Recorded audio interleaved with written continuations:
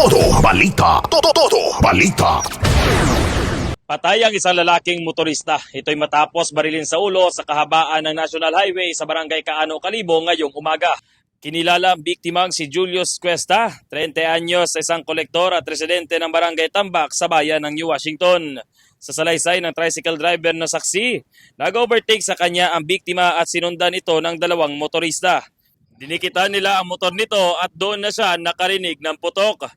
Inakala niyang pumutok lang ang unahang gulong ng motorsiklo ng biktima, pero nang tignan nila ito ay may tama na ito ng pamamaril sa ulo. Naniniwala naman ang mga magulang ng biktima na wala umano siyang kaaway at siya ay mabuting anak. Wa taron ma'am problema rang ko nga aron sa buot aron pagkaunga nga ron. Ang unga nga ron bisan alin taron bukuntat masangag ron. Way mo na istorya kun yun ay. Wa kita. Wa kita mo kakon itnahambal.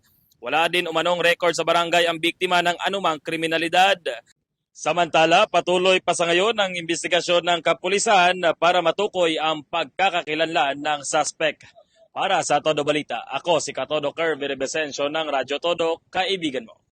Todo balita. Todo balita.